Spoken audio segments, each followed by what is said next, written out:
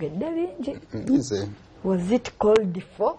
Simanyi njogere ayi nabizaayo. Mbadde ngenda kuzaayo kkooti. Nalenza kkooti kakati yes. Wiiki eno kunaku lwa Mmande. Mpaka twayogera kukwatibwa kwa Sefuko. Twabulika tukogeddeko. Yes. N'aleetebwa ku kkooti ku Mmande. Era twali awo nakunyumiza ku mboozi y'abakyala ba Sefuko. Naye banna tewanyumiza mboozi y'abakyala ba Sefuko nze. Kozi jjukira byaliwo Mmande tetulabagana nange. Naye Sefuko oyo munange ekimuliko kika. Buli muntu yandiyagadde yandifuye ku musajja nga Sefuko kubanga buli mukyala alwanira Sefuko. Beba babiri bayimiriddeawo. Kati ono bayingiza emmotoka. Ate ono asigaddewo. Oyo muganda wa Sefuko waliwo n'omulandoza mu bifaananyi kati ono ye Sefuko kati oli amuli emabega.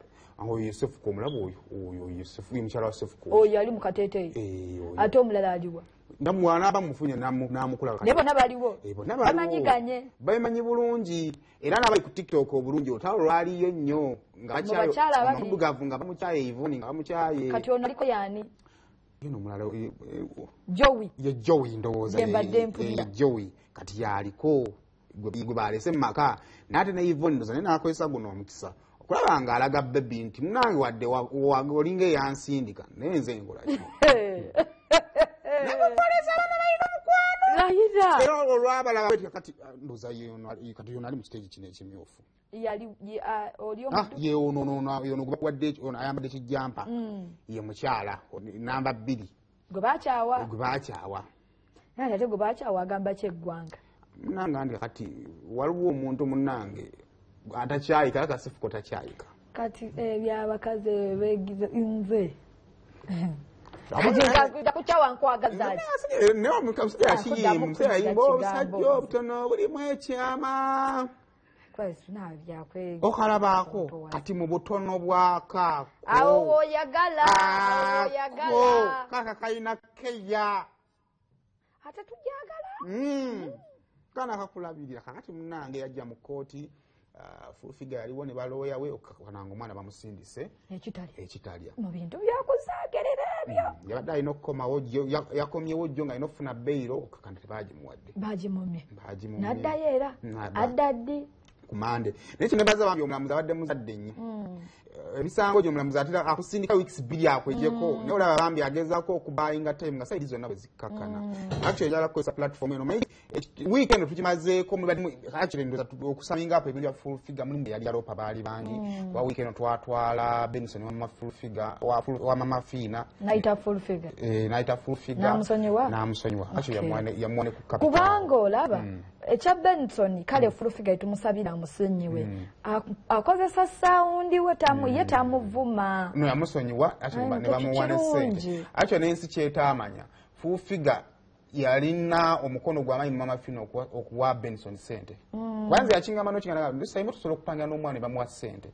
wona abaali baagala okuwa Benson yo sente nga baba mu state house waliwo n'omukyala yamuwa akakadde yasubiza agenda kamuwa era kataso Fullfigure oyo naye bambi esaidi embi ku mboozi eno Fullfigure waliwo yaddala ebyamunyiiza era olwo n'abantu abaamunyiriza ddala naye payini gy'alina nti atatafunye kimala kuwulira nti nali nnyiize njagala kunyiigulukuka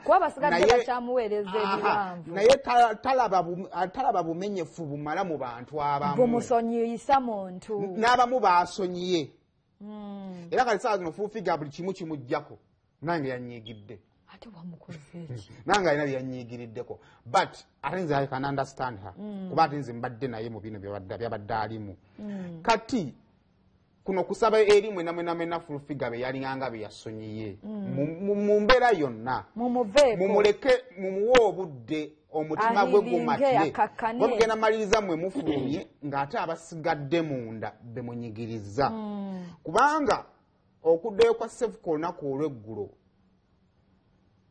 nga letuyisizaamu kkooti maaso n'obunyivu bwa Fullfigure buyinza okuba bulinamu ka contribution singa omutima gwe gwasigadde mutawakkavu nga we gwabadde omwana yabadde avaayo so nga mwe muli wabweru njagala mumanye nti waliyo akyali munda ate n'Abaganda baagira ne bagamba ezenkanankana n'ebisikiri tezaaka kati mwe bamba mwagala sefuka aveeyo mukkakane sajja sefuko yo bakkakkamu anti bano abeeyita ba tiktokers abo abajja round kati ba tiktoka bano bampaga then abalala beyasonyiye ate abatuuke omanyi ebigambo osobola okujja nenjogera nga njogera naye vanike nga njogedde kugwa ekigambo nekikukomerawo kati bwe kikomawo eri kirina engeri kimuleeteramu okulowooza nti bandabanga atalina magezi kimuluma kimulumira ddala okumulaba nga atalina magezi nekyo bwe muba mugamba nti mwagala sefuko mumwagaliza birungi mwagala aveeyo mu kkomera mwagala bino biggwe ate mulekeraawo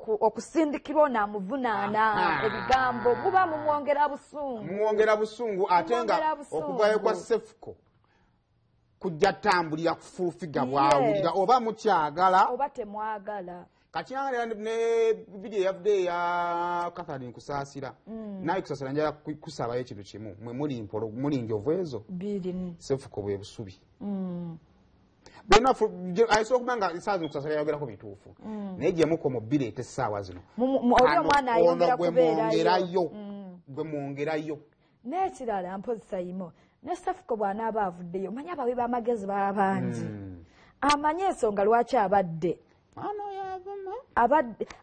ina kusooka kumanya nsonga lwaki abadde ekitali agezeko ekitali oba nnaku oba wiiki kyonna kyekiri lwaki ayise mu kaseera kayiseemu wadde abawi b'amagezi bajja kuba bangi bajja kuteekamu kino bakuteekemu kiri kakana tuwe babadde mu kkooti ate beekubye ekikonde kyakubi soko mbeeradde mu kkooti so mbeeradde mu kkooti niko panange kigaanyeza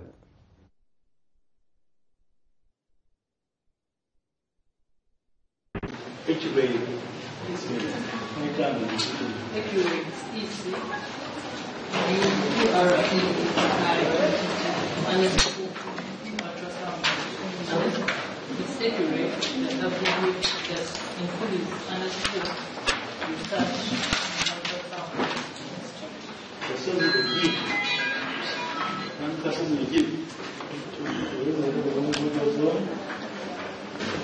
Makeup.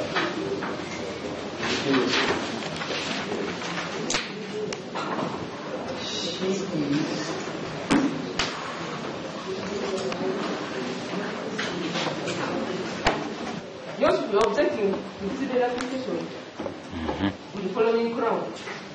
Yours will purchase the offense is bail abrogative. A very serious offense. The offense will risk a person of surgery.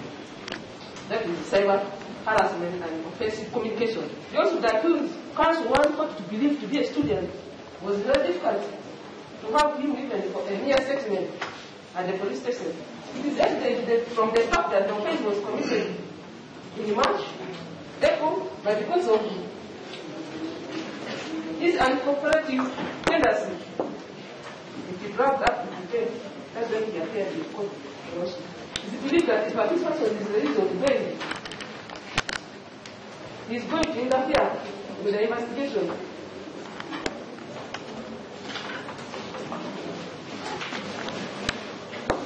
That is by deleting some information from the YouTube account from his phone, on which the police has already submitted to forensic analysis. He has the knowledge and we believe if released, he will delete the information and will affect the investigation also. We further believe that if this person is released on bail, he's going to abscond.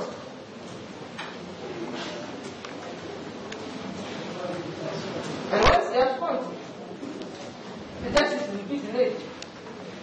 So I want to pray, we also pray for that this person in the meantime will be denied. That's my prayer.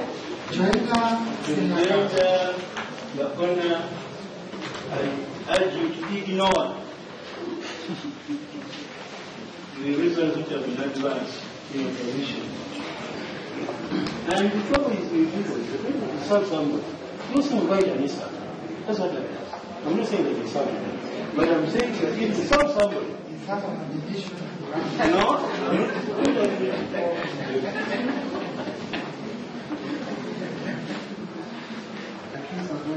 currently, I have about 30 accused persons to be attended to.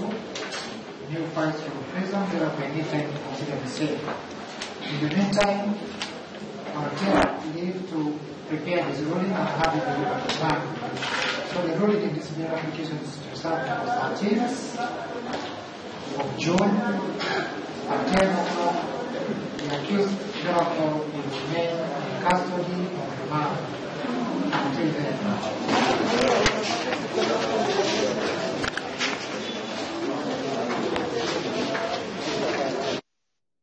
Ekyo kikyali mukola. Mama Sefuko ate ye bamulanga ki? Akani Mama Sefuko. Yamuzaira ddala. Mama Sefuko ali ku impersonation. Yagenda ku kkooti nga ayinza okuba family si nyangu bagezigezi. Yagenda ku kkooti n'akola ati. Abakanga sima CID CPD bikoze bitya ajana abakanga awo. Bate Sefuko? Ne bamu nga yita kyatali bagenda okukuba amasimu nga kyeyita se kyali. Connection kati osanga singa ali normal case ya bulijjo ali asolo yitawo. Nega kisanga ageno sangibwanga n'omusango guno interest ezigulimu za amaanyi, so they had to find out atono omukyala atugamba nti gundi yani anti yakikola ati ebyo bikolera ku police ayinza okuvaamu balina obujulizi yabagamba bamulikodinga kulekanga obuzibu kuva ne wabayo cases ezimulumiriza nti yatuferako ng'akozesa ebintu ebyo naye singa tafuna buzibu bwebito ajja kuvaayo.